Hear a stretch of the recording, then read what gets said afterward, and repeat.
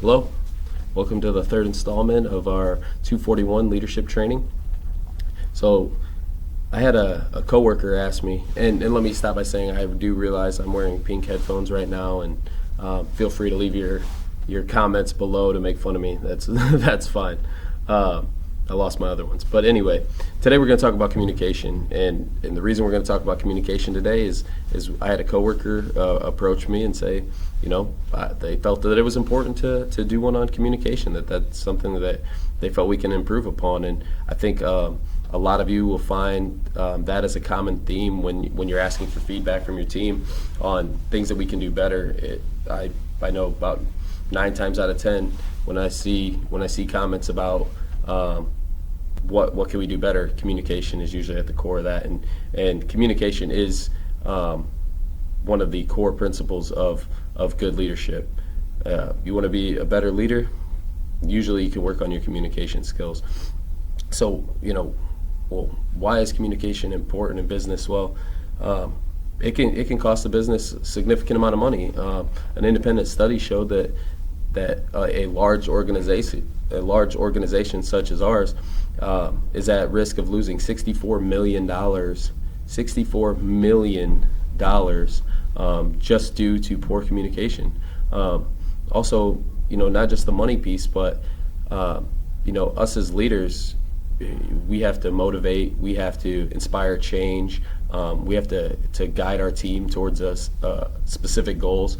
And how can you do that without effective communication? You're going to find that you really can't, or it's going to be a lot harder to get to the goals or to reach the goals that you're looking for without being able to effectively communicate. So, when it comes to communication, it's not a one-size-fits-all type of thing. I can't stress that enough. So, different people respond to different things. I know I respond differently than you will, depending on how I'm approached and how things are communicated to me. So, I guess the best advice I can give you is make sure you're building those personal relationships with your team, so how they're going to respond, depending on what your approach is, so you can tailor what you're going to say to those individuals or to your team. That's first and foremost. Also, make sure you're not the only one talking.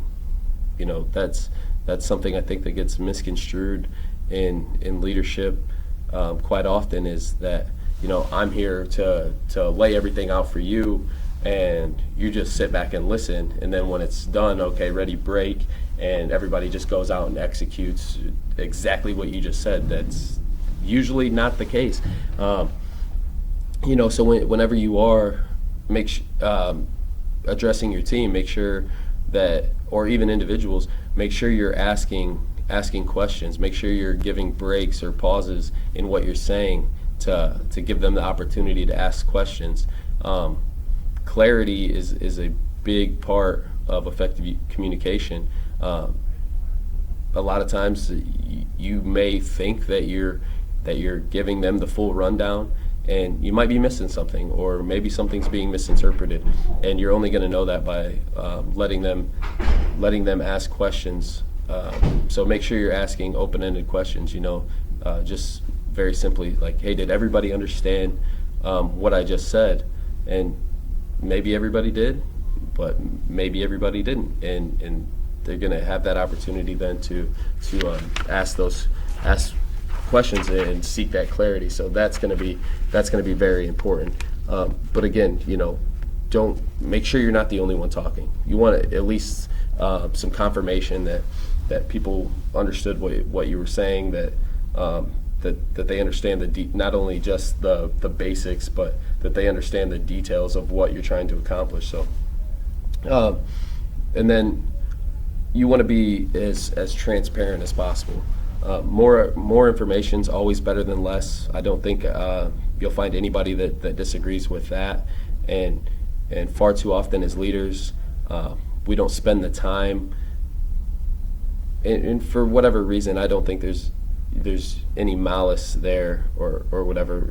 A lot of times we just get caught up in being busy in the day-to-day activities or whatever, and maybe we think something's very simple, and we just say, hey, this is what I want you to do. All right, go do it, rather than really explaining the reason why a particular change is happening or why we're trying to accomplish a particular goal. So make sure you're spending the extra 30 seconds and just being very intentional on giving them all the information.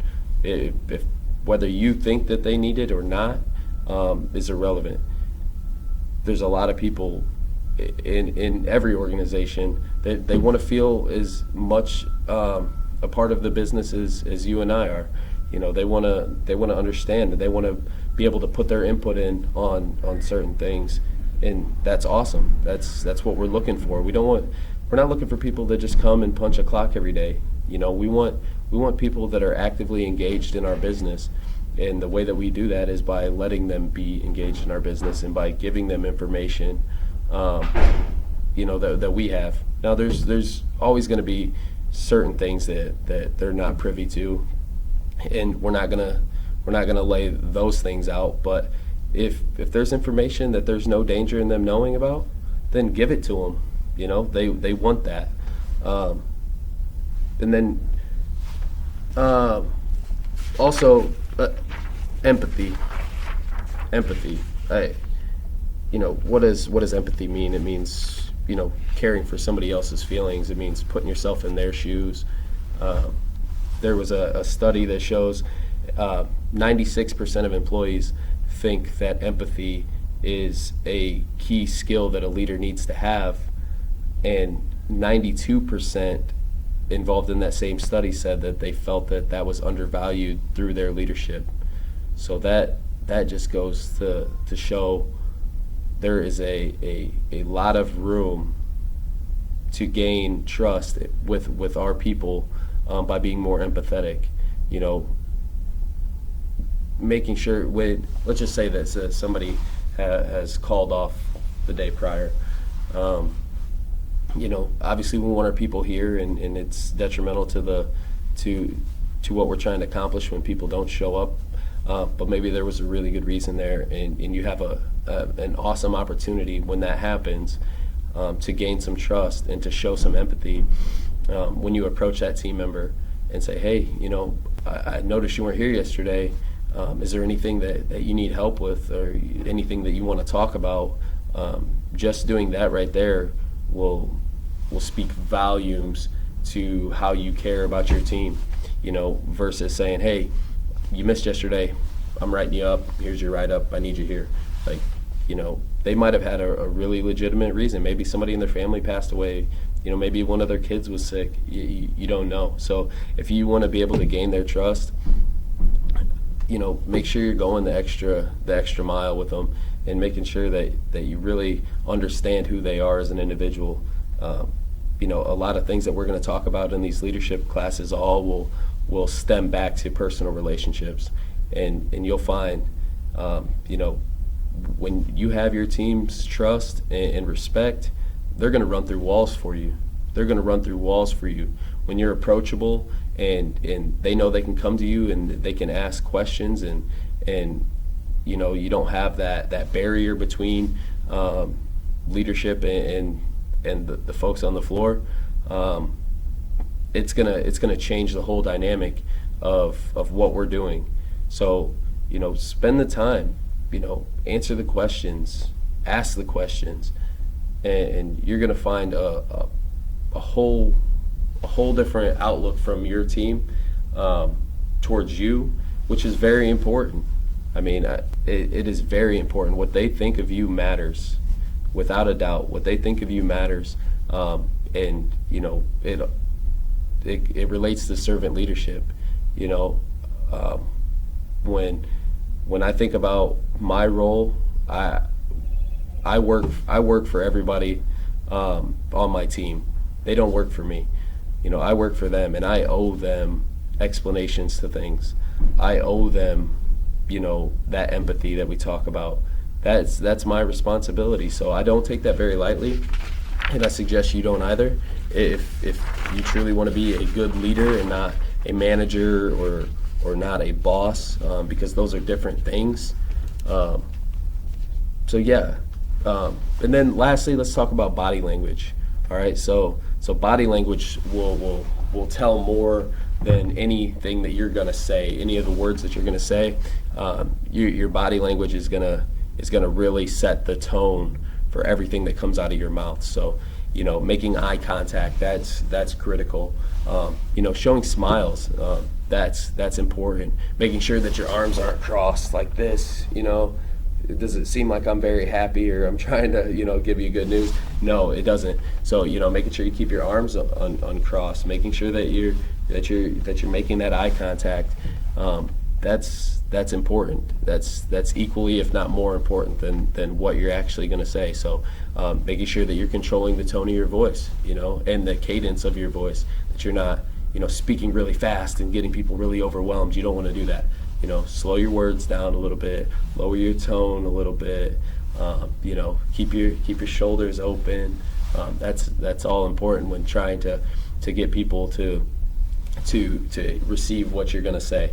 You want them to open up. You got to open up your body language. You got to open up your stance a little bit.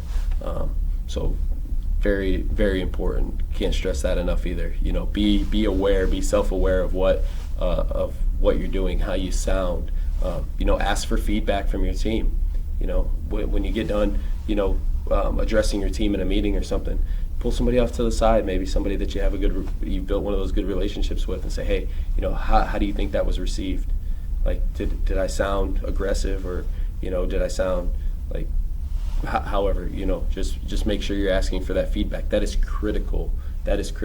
I'm sure at some point we'll talk about feedback, and we'll do those things through a couple different avenues. But just if you want to be more aware of what your image is to your team, ask them. That's the simplest way to get it is by asking them for that feedback. So again, what your team perceives you as is of the utmost importance. You don't want to have your words going in one ear out the other, or being misinterpreted or whatever. And a lot of what's going to determine whether or not that happens is through the relationships you've built. But it's also about the way that you present things. Okay, so